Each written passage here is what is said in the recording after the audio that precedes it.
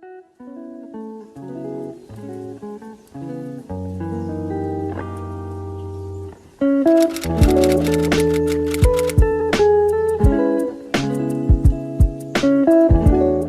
hi everyone. Welcome back to our health series, and this time it's all about dental health. So, this is the new normal sa Tutanes Dental Clinic, and for everyone's safety, of course, kailangan magsuot ng safety gears before going to the PPE room. And don't worry, hindi mo kailangan magdala ng gear. Meron silang available gear that is sanitized, by the way, for their patients. So, susuotin mo yun bago ka pumasok dun sa room kung saan gagawin yung kung ano man ipapagawa mo. So, I've done a number of series about my dental journey, from regretting my veneers to fixing my TMJD disorder, and now let's do some follow-up kung kumusta na ba siya and do some cleaning. Kasi syempre, lagi tayong naka-mask ngayon. So, dapat fresh breath. So, that's Joe. And that's Doc Gemma. This is our way going to the PPE room. And Doc Gemma takes care of my TMJ disorder and soon sa aking veneers. So, I'm so excited for my new veneers soon. Pero for the meantime, ayusin ko muna yung bite ko para hindi sayang yung pera sa veneers. Alam mo yon. And, of course, let's do some cleaning para sparkly clean ng ating ngipin. And ayun, ito yung room nila, yung PPE room na sinasabi ko, and it's so clean and sanitized. And what I did was yun nga, traditional cleaning plus airflow cleaning. So hindi lang siya yung basta-basta cleaning. Gumagamit sila, ginamitan nila ako ng airflow techniques. So basically, dalawang technique yung ginamit sa akin, traditional and airflow. So, ano ba yon? So, basically, yung sa traditional cleaning, gumagamit ng scaler, pantanggal ng mga major na mga tartar, stains, or kung ano man yung mga calcium, nag-calciumite, tama ba yung term ko? Yung mga namuong, mga kung anek-anek sa ngipin mo. So, ginamitan muna ng hard scale para dun sa mga major na stain.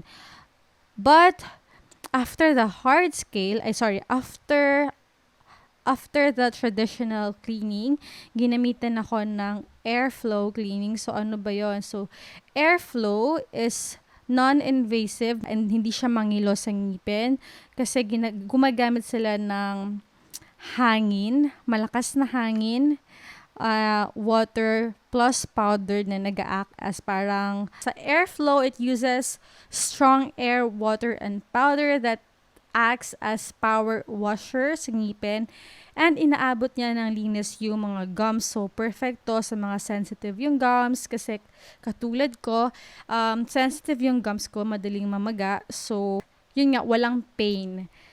That's the best thing about it. Less to no pain siya, lalo na kung sanay ka na. So, perfect to sa mga natatakot sa dentist kasi nga nangingilo yung ngipin. Kasi dito sa airflow, makaka-relax ka. And talagang sobrang linis and pulido na pagkalinis yung ngipin mo. So, tinatanggal ng airflow yung biofilm or yung parang namumuong, parang lumot na nagka-cover sa teeth mo. So, yun, tinatanggal niya. And, so basically, sa pag-clean ang explanation ni Joe sa akin, no?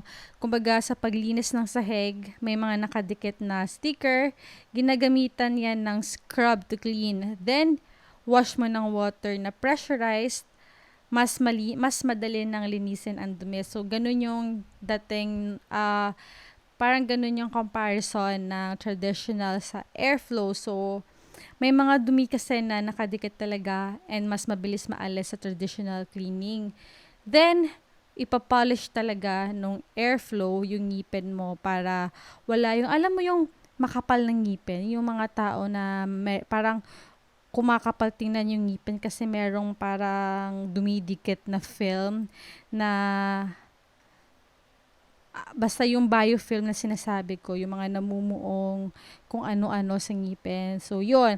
Kailangan natin yun regularly i-check up and i-clean para fresher lagi ang ating breath and ang ating dental health. So basically, that's it. That's what I did. Before I forgot, merong promo ngayon yung Tutanes Dental kasi before, the rate sa traditional cleaning is 600 pesos and then yung sa airflow is 1,500.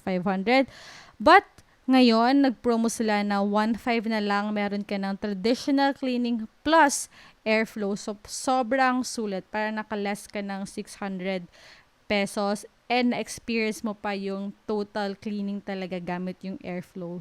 Sobrang worth it niya, guys. And then, yun nga, after ko mag-cleaning, chinek din ni Doc Gemma yung bite ko.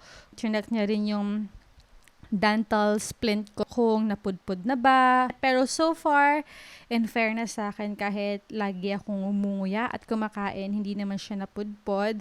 Pero yun nga, meron akong problem with inflamed gums, especially this quarantine. I just really want to say thanks to my dentist, Doc Gemma M. Tutanes Dental, for taking care of my health. And soon, kapag maayos na tong lahat, ayusin na daw ni Doc yung veneers ko. So, abangan nyo yan sa mga vlogs ko sa susunod. Before that, parang kailangan ko pa yata magpa-braces. And then, yun nga, perfect yung bite ko para hindi masayang yung veneers. So, stay tuned. Subscribe to my channel. Click that bell notification para ma-notify kayo every time na may new upload ako. And for the meantime, yun lang. Share ko lang sa inyo yung experience ko and kung ano yung ginawa ko. And I'll see you in a few days. Bye! Wow, sanay na sanay.